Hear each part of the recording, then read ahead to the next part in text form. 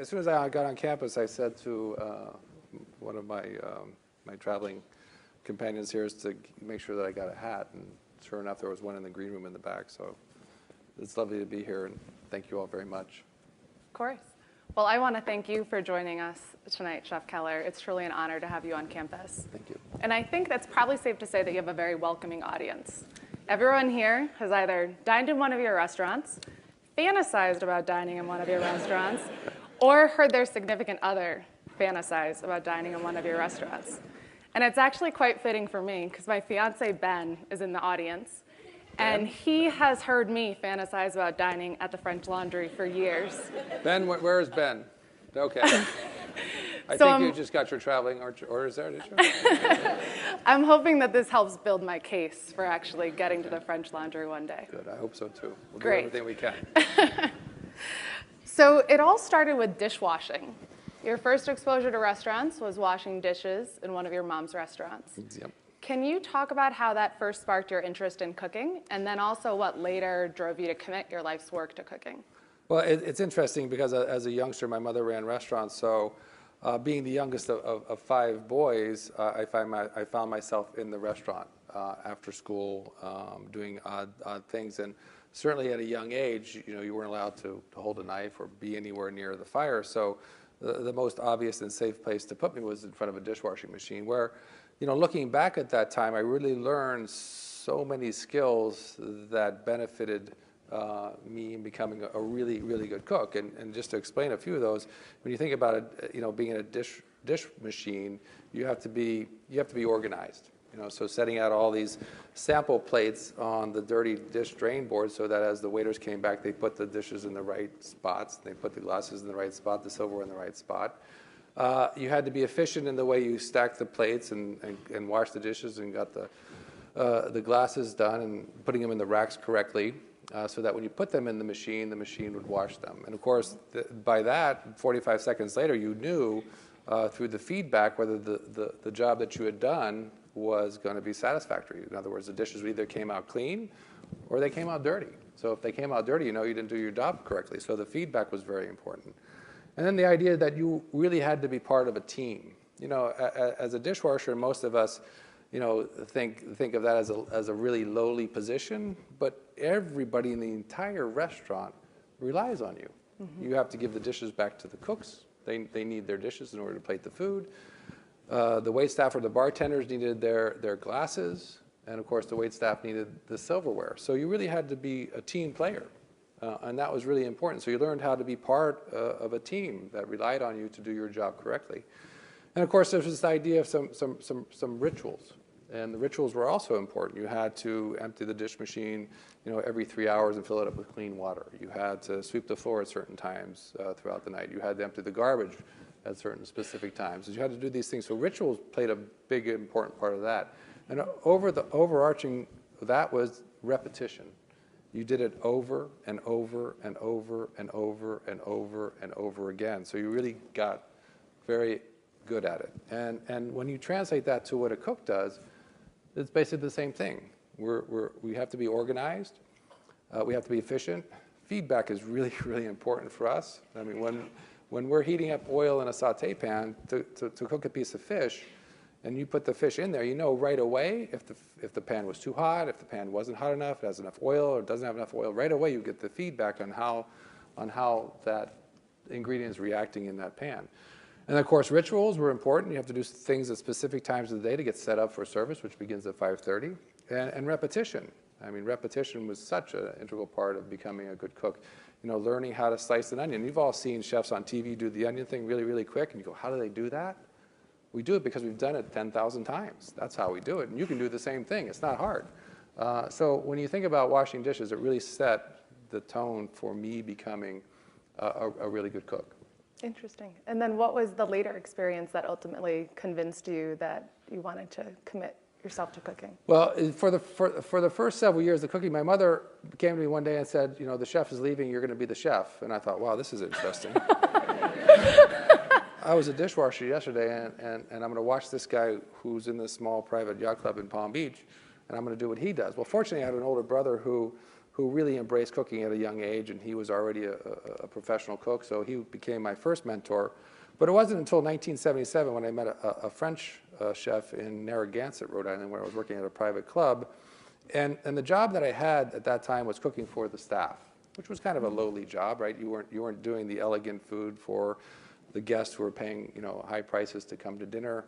I was cooking for the team there. And it's a summer job, so you have all these young people who are on summer break, and they're in Narragansett because they can go to the beach in the afternoon, and they can work at night, and they have places to live. And so, but the interesting about it was, again, the feedback.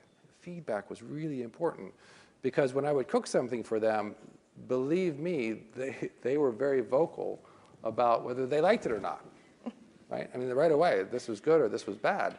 And fortunately, I was a pretty good cook by then, so most of the things I made for them were really good. And the chef came to me, and he was very happy, because typically his staff cook wasn't somebody who had the dedication or the skills that I have, and the other staff was always unhappy. And he made the connection for me on why cooks cook, why any cook cooks, and it's to nurture people. And when he said that to me, I thought, that's what I want to do. That was something that resonated with me. The idea that I could do something that would nurture others and give them not only sustenance, but give them pleasure, was the reason I became a chef. So July 1977, I said, this is my job. This is what I'm going to do. And from that point on, I was dedicated to really learning my craft. And it takes a long time. It wasn't until much later in life. So that was when I was 21 years old, and it wasn't until I was really 39 that I started to see any kind of financial success or rewards from the work that I had been doing all those years. I like how often you're referencing feedback, because here at the GSB we say that feedback is a gift. It is. And all of us receive a lot of it, so we can certainly empathize with you. It's a good thing. So you moved on with no formal training, in that you didn't go to culinary school, and basically had different jobs and apprenticeships. Looking back and recognizing the success that you've had, how much of that do you think is innate versus learned? Good point. I think that, we look at our early child life, and I think that we have a lot of things. And certainly, I think all of you had gotten great advice from your parents or somebody that was meaningful for you, because you're all here at Stanford. I mean, you just don't show up without having some guidance on that. And I think early in my life, again, my parents were divorced, so I grew up with a single parent. That was my mother, and I was very thankful that I grew up with my mother, because she had an attention to detail, a work ethic that became part of who I was, because she exemplified that every day. And it was through those examples that, again, I find myself looking back to and saying, there is the foundation of my success, is in that early age of understanding what expectations were, how to reach them, or how to exceed them in many ways, and the amount of dedication and work that you had to contribute to actually do that was for me, it was a pleasure. I would get excited by it, and to the point where I remember one time, and it was back when people had kind of fake foliage, fake trees in their house. So my mother had this wonderful kind of Japanese maple tree that was plastic, and I thought one day I'm going to take it apart and I'm going to really clean the whole thing really good. So I pulled the whole thing apart, and I cleaned every leaf and every branch, and I had it all over the floor, and then I thought, man, how am I going to get this back together again? She was happy that I cleaned it, but she was very upset that we weren't able to put it back together again. So oftentimes at school we discuss how to respond to setbacks. And the first restaurant that you opened, Raquel in New York, closed when the stock market bottomed out in the end of the 1980s. Yep. What was the hardest part of that experience for you? I think the hardest part of that experience is realize that your ultimate dream and your ultimate goal, which was so close and in many ways was in your grasp, was something that could just disappear without something that you had no control over it. As hard as you worked, as dedicated as you were, as great a job as you did, at that point, there was nothing that I could do outside of changing the format of the restaurant to make myself happy or to make the restaurant successful. Yeah. So it was a choice, and I had a great partner, Serge Raoul, and he had a very successful restaurant not too far away, across town in Soho, and we had the choice to either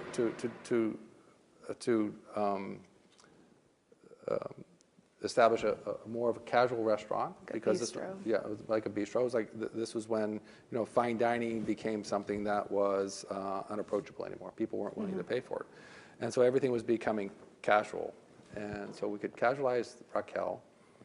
I could stay there as partner and as the chef, or I could give it up and pursue my goals. And I was so determined that fine dining was going to be my venue, that I separated myself from the restaurant. That, believe me, I mean, when we were building the restaurant, the contractors would come in the morning and they would do their work, and the place would be a mess. And every night I would clean the restaurant, knowing that the contractors would come back the next morning and make it a mess again. I mean, there were nights I would sleep in the restaurant. This was my life. This was going to be my restaurant. This was my future.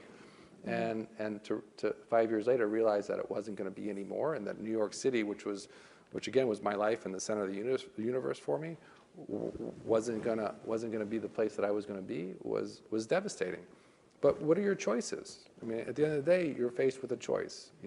Either you can do something, you can compromise on what your goals are.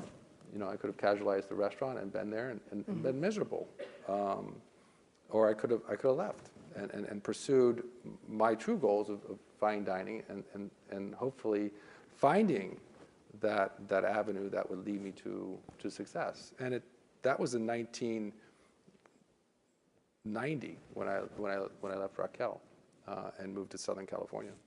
And did you take any lessons from that experience? Maybe that would help you preserve fine dining? Big lessons. I knew that, I realized that I didn't know everything. I mean, at some point in my life, I thought I knew everything. I thought I knew how to run a restaurant. But I realized that I was a really good chef. I was a really good cook. I had no idea about finances. I knew nothing about, I couldn't read a P&L. And I didn't know how to run a dining room. And those are a big part of a restaurant, certainly a big part of any business, in terms of financial. So when I was able to buy Raquel, I was able to buy French Laundry, I realized that I needed somebody in the dining room that could focus on the dining room, that was an expert on the dining room, and I needed somebody, who could take care of our financial. And so it became a tripod. There was me in the kitchen, focused on the food, which was really my expertise. I realized that was my expertise, that was my strength. And I needed to play to my strength and find those individuals who could compensate for my weaknesses. Yeah. And so Laura Cunningham became the general manager of the restaurant. We had a young bookkeeper named Pat McCarthy, and she took care of all of our financials. And that's what the basis and the foundation of the success of French Laundry was. And it sounds like you all kind of respected each other's boundaries and well, we were so busy that there was no real choice. Yeah. We had to stay focused on our different departments. Mm-hmm. Okay. So after 1994, when you opened the French Laundry, your presence on the culinary scene just has exploded in terms of opening up Bouchon and Bouchon Bakery, Per Se, Ad Hoc, et cetera. All of those restaurants include different locations, different cuisine, different clientele. What have been some of the driving factors behind each decision to open a new restaurant? Okay, good question. But I just want to, if I can, segue back to French Laundry, because it's something that's very important for me to tell you, is that as was pointed out, it was 19 months I was raising money for the French Laundry.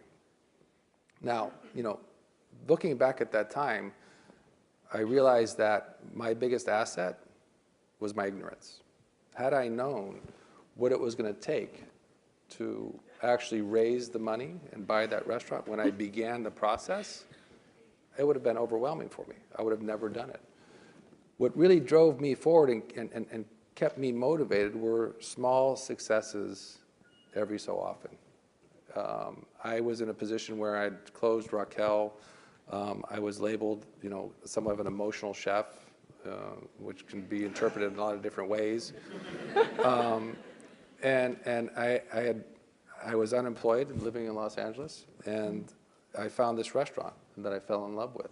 And I said, there's my dream. There's where I should be. There was an instant connection for me. And I decided that I was going to try to purchase the restaurant. But I had no resources. I had no money. I had no job. And it was really through perseverance and through so many other individuals around me that were supportive of that process that we were able to accomplish it. But it was really the unknown that protected me so well in raising that money. And every day I would wake up and I would make phone calls or try to fill out forms, and to think about that time in my life and talking to over 400 people that I didn't know and asking them for money. I don't know how many of you have actually called people you don't know and asked them to write you a check. It's a very difficult thing, but in the same time, it reinforces your ideals and really what you want to do, because you say it over and over and over again, what you're trying to accomplish. And to the point where if you didn't believe it when you started, you certainly believe in yourself at some point along the road. And then to deal with banks, and I'm sure all of you have dealt with banks before, but it's a very difficult process, is to try to get a bank to write you a check. And then the federal government on an SBA loan, a Small Business Administration loan, was also somewhat of a challenge, knowing that a white middle class male was applying for a small business loan when they would give it to more or less minorities, was also an accomplishment. So the ignorance factor played a very important part in my success. Getting to your question about the different restaurants around the country and what drove me to open more restaurants. Oh, in the beginning, it was always about the French Laundry, and how to make the French Laundry better was always our goal. Now, our first restaurant we opened was Bouchon, which is just 2 blocks south of the restaurant. And the reason we opened Bouchon was so that we could have a place to eat. I mean, honestly, I mean, there was a very small group of individuals at the French Laundry when we opened. Most of us came from urban environments where we could go out after work and get something to eat, whether it was in San Francisco, LA, or New York. We were used to that, finishing work at midnight and then going for dinner. And in Napa Valley at that time, everything closed at 9:30. Yeah. So what do? You open a restaurant that stays open late. And fortunately, we had already garnered a certain amount of respect and admiration from not only the press and from the public, but also from the partners that we had. So when I proposed opening a French bistro in Yountville, it took me 18 months to raise 1.2 million. It took me 18 days to raise 1.5 million. So it just goes to show you success breeds, success and interest in what you're doing. And we opened Bouchon, but we opened Bouchon because it gave us an opportunity to have a place to eat. Now, I knew at the same time that if my little restaurant needed a place to go to eat after work, and Napa Valley being a center for hospitality, and what that means is there are so many restaurants in Napa Valley as well as hotels. Everything is based on hospitality. So if we need a place to eat, then there are obviously dozens of others or hundreds of other people who would love to have a place to eat as well. And so that was speculation, but obviously it paid off because the restaurant stayed open till 1 o'clock in the morning, and it was packed every night. With who? With hospitality workers. Yeah. The next thing we opened was Bouchon Bakery. And we opened Bouchon Bakery because of the French Laundry. And in Northern California, as you know, we have probably the largest population of the most amazing artists and bakers in America. We just do. They all travel to Northern California. And so we certainly had our pick of great bread, but none of them would bake bread specifically to not necessarily the standard we wanted, but the size, the shape, or the variety. So what choice did we have but to open our own bakery? So we opened a bakery to supply bread for the French Laundry, and obviously the byproduct of that would be to supply bread for Bouchon. And if you're going to open a bakery, why don't you open a little retail area so people can come and get morning breakfast? So we built a little retail area, and there's a little courtyard there where today it's a community center. I mean, it's a wonderful thing to go down there in the morning time and see people sitting around in the morning having their coffee, their croissant, and engaging with other people. It's really created this community of individuals, whether they're our neighbors, whether they're our friends, or the visitors that come to Napa Valley. It's a wonderful experience. But it was really the genesis for French Laundry. So the first expansion that I would really classify as expansion happened in 2004. It's 10 years after we opened the French Laundry. I opened a restaurant in New York City called Per Se, and a restaurant in Las Vegas called, or a second Bouchon in Las Vegas. And so that's where we thought about expansion, because it was outside of that immediate geography of the French Laundry, or what was right there, what I can control very easily because they were right down the street. And why Per Se, though? Well, it's a very easy question to answer. I mean, if I asked that question to all of you, if you lived in New York, if you began your career in New York, if you've gotten some notoriety in New York, and you knew you had friends in New York, you knew the media in New York, and you had suppliers in New York, where would you go to open your next restaurant?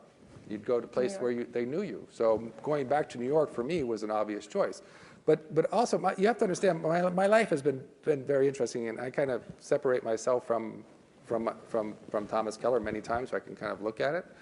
But when I moved to California and I became successful, at the French Laundry, all my previous guests, and friends in New York said, "Well, when are you coming home?" It's like, coming home? What does that mean? I was born in California. So when I came to California in 1990, everybody thought I was coming home to California. So this idea of me being back and forth, and you know how LA and California have this kind of competitive edge with each other. So when I moved to California from New York to California, people thought, well, I'm Californian, so it's okay. Although I never really lived in California. When I got the French Laundry, as I said, New Yorkers said, "When are you coming home?" So it really, again, gave me more confidence to go back to New York, because New Yorkers thought I was from New York. So Per Se was born, and it was a very interesting process as well. It was a 3.5-year project, which began in mid-2000 and opened in 2004, and saw a lot of difficulty. Obviously, one of the big setbacks was 9/11, and realizing that New York had changed dramatically after that catastrophe. And persevering through that process, finally opening the restaurant, and then we had a devastating fire in the restaurant, which closed the restaurant. And it was a very, as much as we had spent a lot of time organizing the restaurant, designing the restaurant, building the restaurant, staffing the restaurant, we closed the French Laundry. This was a business decision that I made late in the process, and it was interesting because I didn't think of it, and you realize that those individuals that are around you, I always listen to people, and I always like the idea of team, and I like the idea of collaboration, and many of the ideas that I have aren't necessarily my ideas. They're other people's ideas, and I think one of the things that I'm able to do is give others the confidence and courage to express ideas. I think we've all been in those environments where we've been either prevented or we're afraid to express our ideas to our supervisors. I try to give the opportunity for anybody to say whatever they want, as I want them to have an impact. And there was a woman at the time when I was building Per Se, and that was with us, that was actually doing her doctorate thesis for the other school in California. We won't name it. And she spent 2 years with us studying our business and at French Laundry, and she actually published a book on it. And she became a close friend. And I didn't know what I was going to do when I was opening Per Se, as it relates to how I was going to open Per Se and maintain and continue to operate the French Laundry. And she got to know me so well, we would sit and talk, and we were sitting in the garden one day, and she said, "Thomas, I know you've been struggling with this, but it's very obvious to me what you should do." I said, "Rebecca, what is that?" She said, "Just close the French Laundry." I thought, wow, what an idea. Just close the French Laundry. Now, from a business point of view, you're going to close a restaurant that's doing, over $1 million a month in business, and you're going to close it for 5 months to go open another restaurant, which has nothing to do with the partners of the original restaurant, right? I mean, so you're a partner of the French Laundry, you're going, wait a minute. Why would you do that? Well, we're going to do that for a number of different reasons. We're going to do that because if we do this successfully in New York City, it's going to have a very positive impact on the French Laundry. It's going to give us the opportunity to really have this cultural exchange between two restaurants that has never been done before. So we did that. We closed the French Laundry. We moved 30 individuals, like Noah's Ark. We moved 30 staff members from the French Laundry from different departments that were intended to go to New York temporarily to help inoculate this team in New York, and then they'd come back and open the French Laundry. And that's exactly what we did. And to this day, it established such a strong foundation for that restaurant that almost immediately it became one of the best restaurants in New York City, and ultimately considered one of the best restaurants in the country. Now, you could argue a lot of different things. Could we have done that without that? Well, there's this idea, certainly in the media as it relates to chefs, that we spread ourselves too thin. Has anybody heard that expression? Right? Oh, that chef's spreading himself too thin. I don't know, he's opening another restaurant. That's not a good thing for him to do. They don't say that about any other businesses, do they? I mean, Hermes can open as many shops as they want without somebody saying, well, Hermes is spreading himself too thin, right? I mean, you think about retail, or you think about general commerce, and most people think, well, you should just continue to grow. But when it comes to restaurants and chefs, it's a bad thing. And I tried to explain that is such. I'm trying to. It's so wrong when you think about it. You could have said what you actually. It's so wrong. Sorry, it's so wrong. Because when you think about it, if I have the French Laundry where there's 100 employees, there's 100 staff members, right? And they're all focused. They have a common vision. We have common goals. We're achieving great expectations. We're exceeding our standards. We're doing all the things right.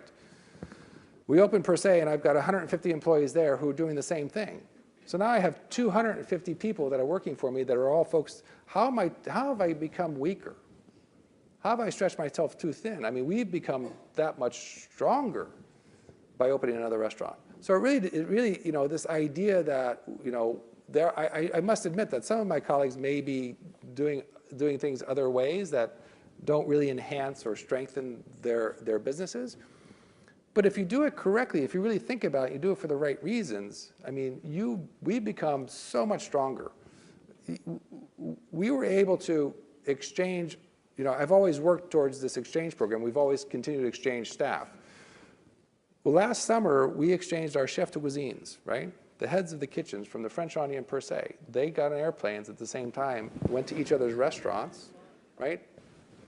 For 15 days. They walked into each other's restaurants and operated each other's restaurants without a problem. Now, we built up to that because as Eli came to Yountville, he was walking into a restaurant where Matthew was.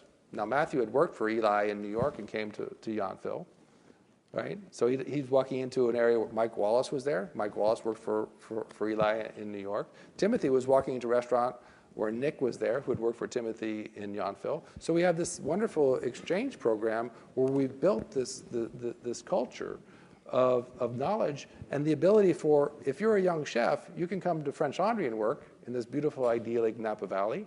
And when you get tired of that, we'll send you off to New York City, this vibrant and exciting place in New York, and you can go to work there. So this idea of this exchange that we have has created a bond between the restaurants that exchanges knowledge. So you think about evolution. We all talk about evolution.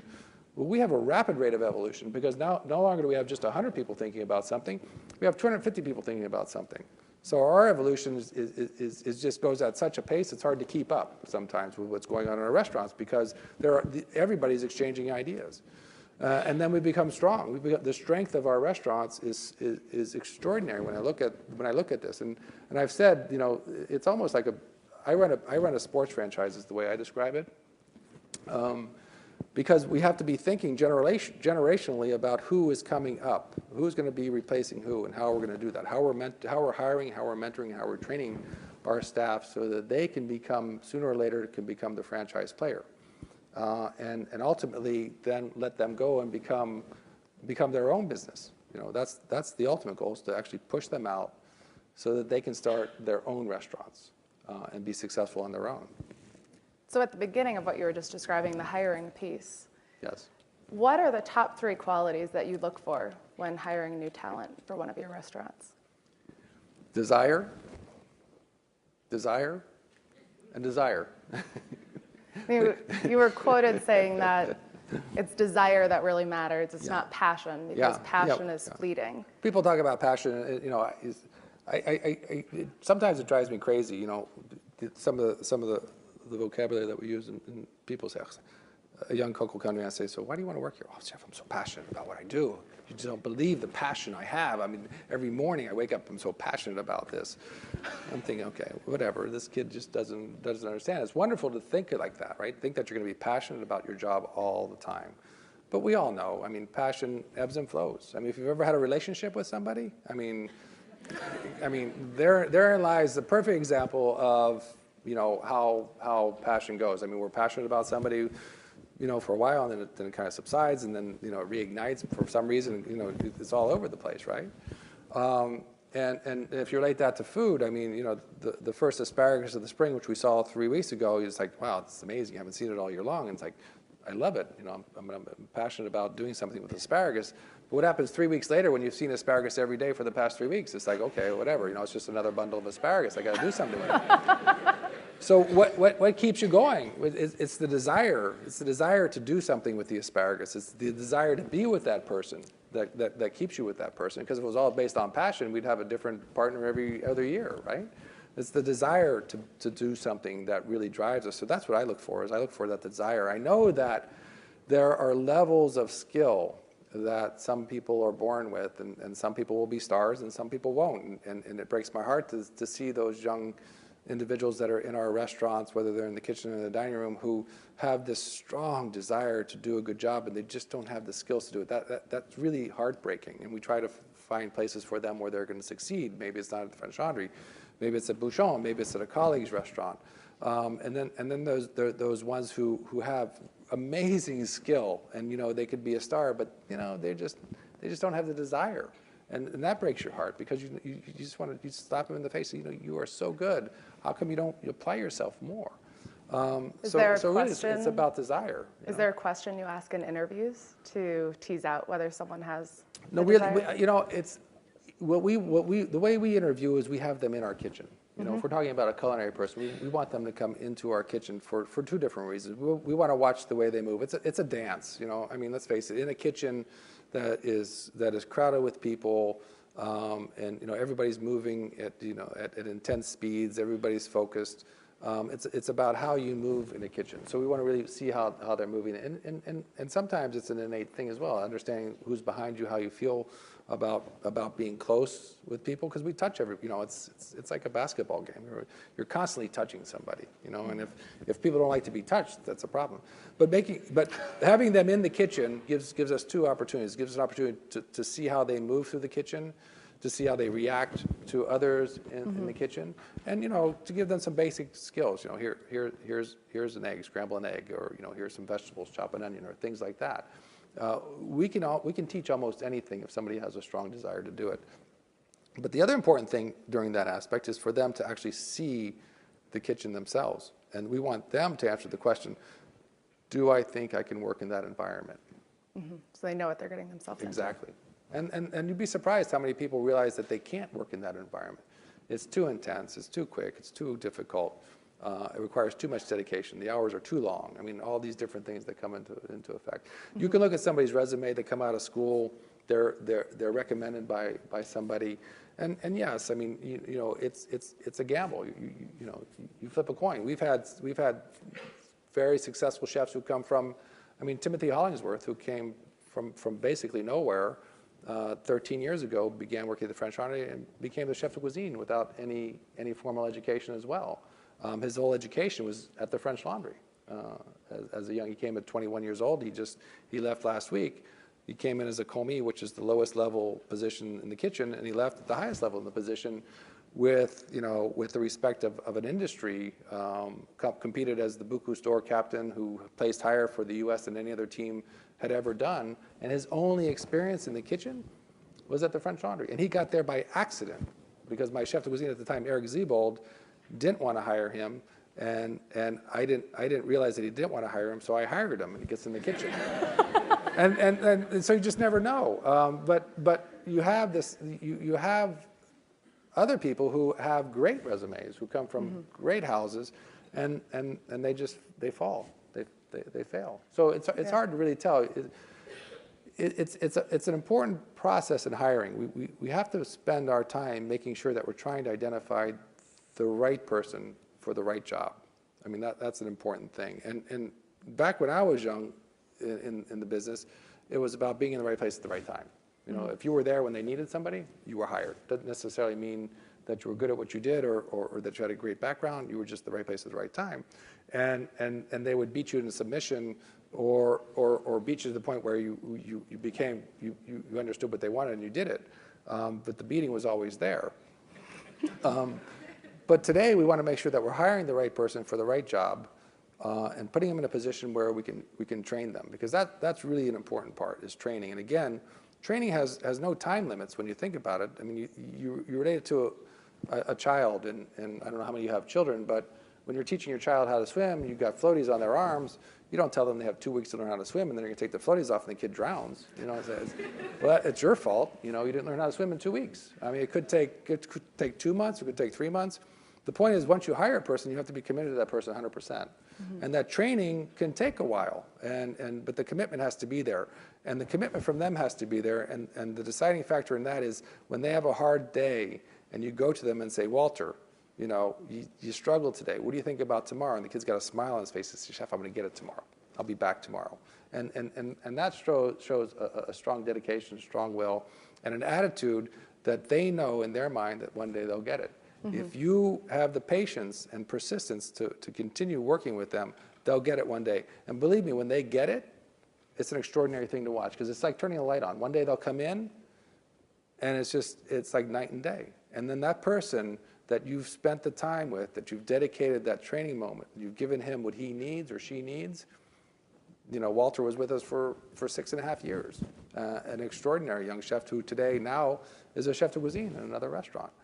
And then the point is, so if you hired, you trained, and then you have to mentor them. And mentorship is something that goes beyond work. You know, it's a process. It's a life process. And the point is, if you've hired correctly, if you trained correctly, and you mentored correctly, then the result of that is that you have somebody who is better than you are. And that's a hard thing for a lot of chefs to say, is that person is better than I am. But if they're not, then you really haven't done your job very well, have you? I mean, they have to be better than you are. You have to give them a better environment. You have to give them better skills. You have to give them better tools to work with. You have to give them a better education. And you have to give them better opportunity than you ever had. And if you do all those things, then the overarching goal that we talked about is raising the standards of our profession have been achieved. Yeah. I know that there are some fantastic questions in the audience, so I do want to open up for questions from the audience. If you have a question, please raise your hand, and someone with a microphone will find you. My question is about, you've been quoted to speak about the importance of ownership in every person in the restaurant, and you've said that you don't work for somebody your whole life and then suddenly wake up one morning and think like an owner. Right. Could you talk about what you've done to instill that in people at your restaurant, given that it is a high turnover industry? Yeah, it's funny because we don't really have a high turnover as much as it is a high turnover industry. Our turnover really occurs when there's not the ability for somebody to be promoted, and that's typically because, you know, as it's a pyramid, and as you get up towards the top, those individuals are staying longer. So, you know, as a commis goes to a chef de partie goes to demi-sous chef goes to sous chef goes to executive sous chef, and then goes to CDC. There are fewer and fewer people. So typically somebody will leave after 2 or 2.5 years at the chef de partie level. But to answer your question, we're preparing them to be a chef de cuisine. And we're preparing them to be a chef de cuisine because we begin them as a commis. So at that level, at that beginning level, they're understanding the foundation of the kitchen, really, understanding the true foundation of how to operate a kitchen, open a kitchen, what the fundamental practices are, how to do the fundamental work. And at the same time, they get to work with a chef de partie. A chef de partie is somebody who actually is responsible for a station, you know, fish, meat, vegetable, cheese, whatever the different stations are in the restaurant. So you've created this team environment. And the chef de partie is now working with that commis or that group of commis and supervising them, managing them in a way that they are actually understanding what it is to be a chef, because now they have their own little small team that we define the menus, they define their dishes, and then they start to write out their list of tasks that have to be done, and they have to then motivate, supervise their commis in order to get the task completed in the appropriate amount of time. So as a chef de partie, you're learning, and to back up a little bit, as a commis, your next position would be a chef de partie. So you're learning as a commis what it's like to be managed by somebody at that foundation, and then you're promoted to the chef de partie position, so now the roles are reversed. You understand what you need to do in those positions. So as a chef de partie, you understand how to manage and supervise that position. So we're teaching them how to be chefs, little mini chefs in their stations before they ever become a sous chef. And if you get to become a sous chef, then you're now responsible for a group of chef de parties, not for all the chef de parties, but for a group of chef de parties. So you're managing or supervising even more people. If you get to be an executive sous chef, the executive sous chef is the same as a chef de cuisine. In other words, he's responsible for the entire kitchen and understanding how to supervise and manage that group. And then as a chef de cuisine, obviously you're responsible for the entire kitchen. Now, if you start to revert to what it is to operate a business, it's not just about the kitchen. I mean, the kitchen is a very important part of any restaurant, but it's not the area where you're going to find success in being a business owner. And that was evident, as I spoke earlier. Me being a really good chef didn't qualify me to run a business. In fact, it qualified me to run a business into the ground and be unsuccessful. So understanding that, at that point, when they become the executive chef, even when they become a sous chef, they start to understand human resources. They start to understand public relations. They start to understand the finances, so that they can start to formulate what it is that they are impacting. So as they begin to order food, they understand how to keep inventories, how to price inventories, they understand how to manage inventories, and then the further up they go as an executive sous chef and chef de cuisine, now are in the budgetary process. So every year they are actually writing their budgets for their department. So we're actually teaching them how to be these owners before they're owners, and that's really what I want to be able to do. And then as they start to understand that, they're working in human resources and public relations as well. So they have really the three criteria that they need in order to understand how to open their own restaurant. And then understanding that there's a transitional period. I know if I walk into my kitchen today and I said, who wants to open their own restaurant? 95% of those hands are going to go up. So knowing immediately that everybody in my restaurant, in my kitchen, is going to leave someday, prepares me for these transitions. So understanding that as a chef de cuisine, that chef wants to open his own restaurant. So we begin early in the process so that we have a smooth transition process for him to be able to not only learn what he needs to learn about running a restaurant, but now how to open a restaurant. So we can offer that person not only the financial information he needs, but also legal to help him understand how to write a business plan and preparing him for that. So the ownership it becomes something that is very tangible for them at a very early age in their career at our restaurants, because they are owning it even though they may not realize it. So that when someone leaves our restaurant, even at a young age, even at a young position, at a chef de partie's position, they've already tasted and felt what it's like to be a chef. Right here. Hi, Hi. My name is Candace Corvetti. I'm a first-year MBA. I was just curious what, right now, your favorite thing to cook is. Right now? We have some beautiful white asparagus that's right now. It's like right now. No, it's interesting. We were talking about this a little earlier about ingredients and how, and I mean, they are the most important part of what we do, and the seasonality of them. We realize that proteins are very easy, right? I mean, we forecast our proteins every week. We don't necessarily forecast our vegetables every week. We know that our duck producer is going to produce ducks for us every week. We know our lamber's got lamb. We know our ranch in Idaho has beef for us. We know, that the fish we're going to get. We know mostly we know what we're going to get. If we can't get cod this week, we'll get another fish. But we know we can get these different proteins.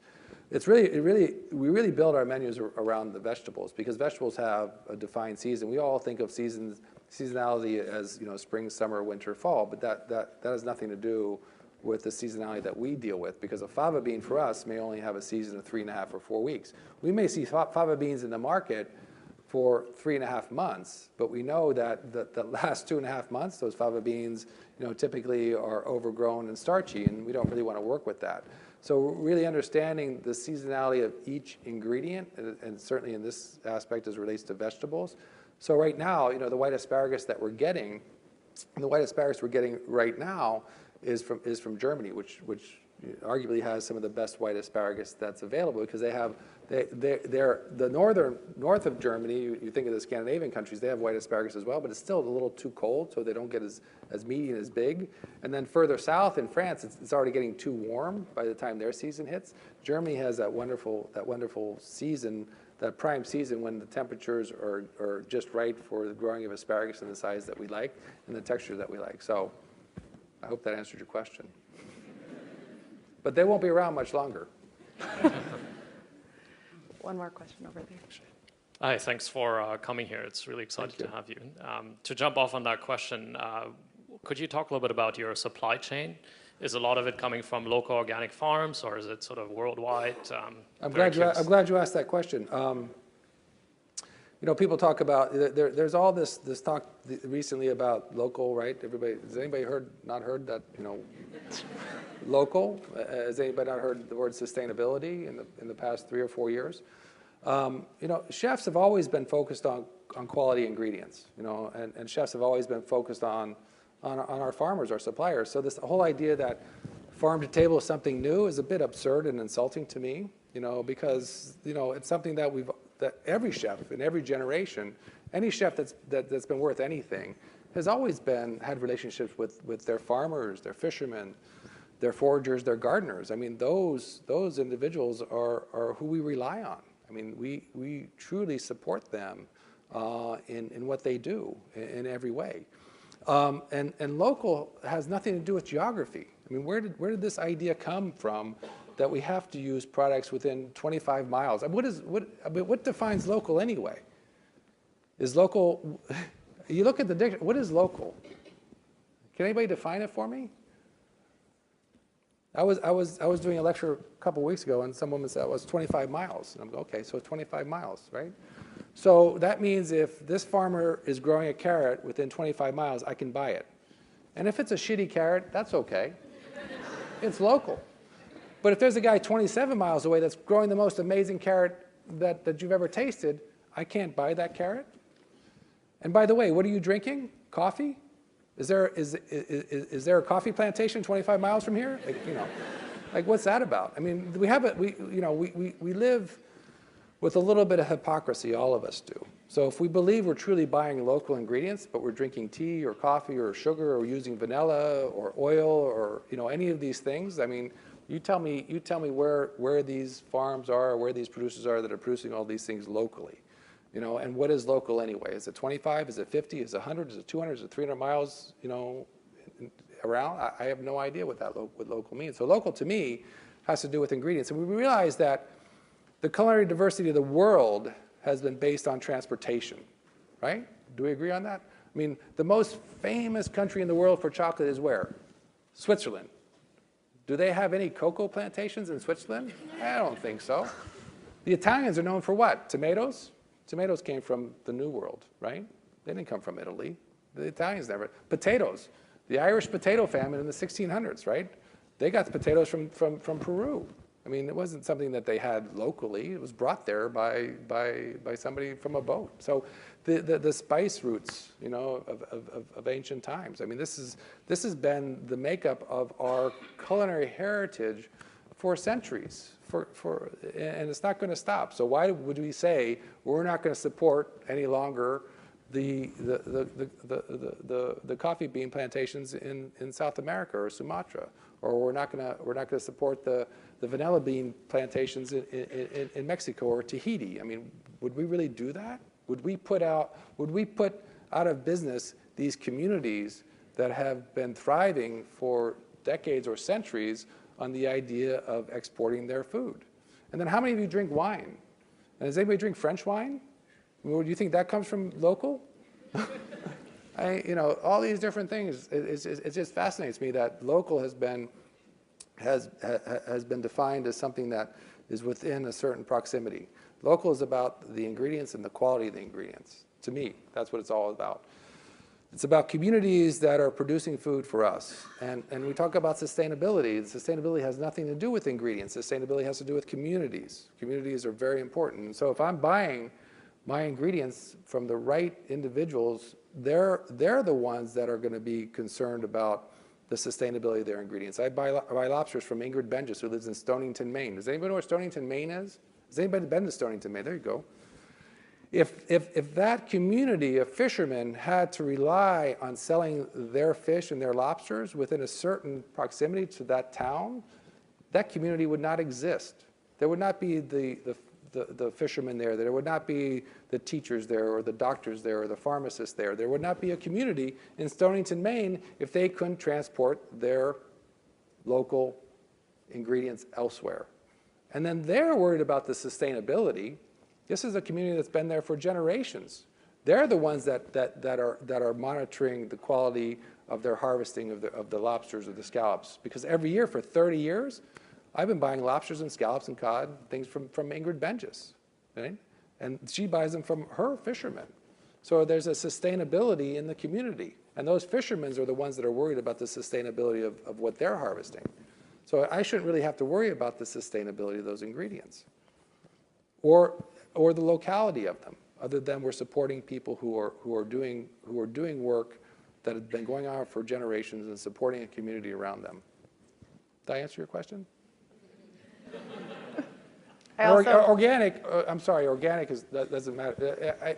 It doesn't matter to me because, again, we buy ingredients for the flavor and for the quality of the ingredient. And sometimes our ingredients that aren't organic are much better than something that's labeled organic. And if I'm going to tell my farmer in Yountville that he has to get certified organic from the state of California, so for 5 years he's going to have to monitor have to send in every 6 months or every 3 months his test results, which costs him money. He's going to have to wait for the state to verify that and then give him a stamp on a piece of paper that says he's organic. When he's been farming this, his father farmed the farm and his grandfather farmed the farm, and they've always been practicing organic. You know what he's going to tell me, right? He's going to go tell me to stick it because, he doesn't need to be involved in the bureaucracy of the state certifying his property organic when he's been farming organic for generations. Sorry. Great. No, it's clear you've thought a lot about the topic. Yeah. So I want to close with a question that's asked at many of you from the top engagements. The current GSB application includes an essay that asks, what matters most to you and why? How would you respond to that question? I think what matters most to me now is really education.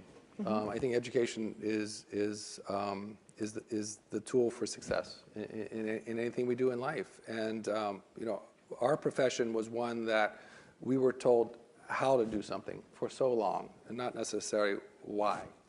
And it's only been recently in my career span, the past 25 years, that we've actually learned why. We've actually become more knowledgeable on the science of food, right? You've all seen a lot of things. Harold McGee wrote a book 30 years ago called, on food and cooking, which really opened up so much knowledge for so many cooks who never understood, why an emulsification worked. What was it?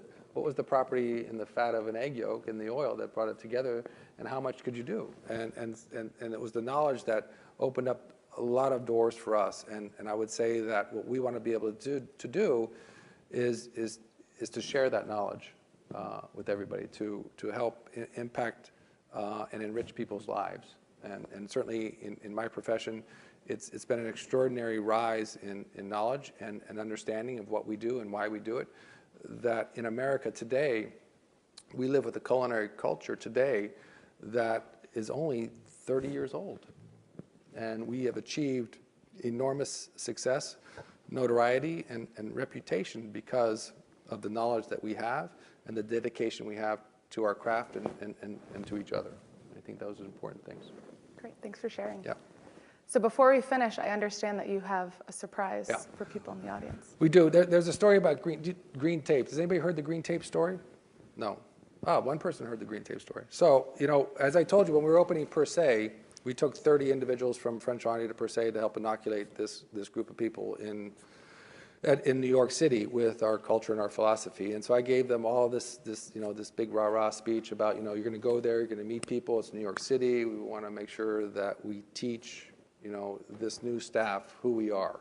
Give them the examples of who we are. Find a way to just make it better a little bit. Find something that's going to impact them. Find something that's going to say something to these individuals in New York. And we had a young expediter named Zion Cruel, I think he was probably 23, 24 years old at the time, who worked at the French Laundry. Now, the green tape was something that we use at our restaurant. I began using it in 1994. It's painter's tape, right? And we use it to label everything in the restaurant. And the reason we use green tape is because masking tape, which is typically used, or labels, which are typically used, have such a strong adhesive that when you take them off, it leaves a residue on the container. I hated that. It just drove me crazy. Green tape, it has a very light adhesive, so that when you take it off, nothing stays on the container. So every container, everything that's marked at the restaurant is marked with green tape. Every time we tape down the pass, which means we put a tablecloth on the pass, the table that we plate our food on, it's taped down with green tape. For 10 years, an entire decade, hundreds of people tore the green tape, right? We would just tear it. Grant Achatz, Jonathan Beno, Sebastian Roxell, Eric Ziebold. Dozens of chefs today, dozens of people in our profession today, Paul Roberts, sommelier, everybody. Nobody thought about doing anything else but tearing the green tape. Zion Cruel, who taped down the pass at the French Laundry every day for 2 years, shows up in New York City. On February 16th, 2004, the first day he's taping down the pass for the first service at Per Se, what does he do? Picks up a pair of scissors and cuts the green tape. Everybody in the entire restaurant was like, what? What just happened? And from that moment on, 600 other employees, where there's a roll of green tape, there's a pair of scissors. And it just goes to show you how big of an impact one person can have just with the idea that they're going to make a difference. And it wasn't a big thing. It wasn't such, when you think about it, it's like, okay, well, whatever. He picked up a pair of scissors and cut the green tape. It's not such a stretch, is it? But he did it. He thought about it. He made an impact. He had the confidence and he had the courage to pick up a pair of scissors and cut the green tape. And now I have over 1,000 people that work at TKRG, and everywhere there's a roll of green tape, there's a pair of scissors. And now they have actually dispensers, so they don't have to get the pair of scissors. I don't know where the dispenser came from, but somebody thought about the dispenser. So with that said, there is 3 pieces. I hope it's cut green tape. Thank you. There's 3 pieces of green tape under your chair. Okay, so there are 3 chairs with a piece of green tape under it. And we want to be able to give you something from us. So whoever has a piece of green tape, let me know.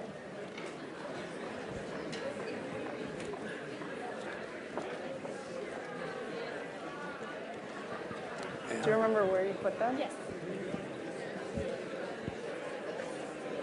Did anybody find green tape? Anybody find green tape? Oh, we've got one. Where? 2. Right here. And we have another. And back there. And there's Where's one the on this third? side, and we have 3. You have 3? Yeah, we have 3. Okay, Right there. come on. Thank you, everybody. I appreciate it.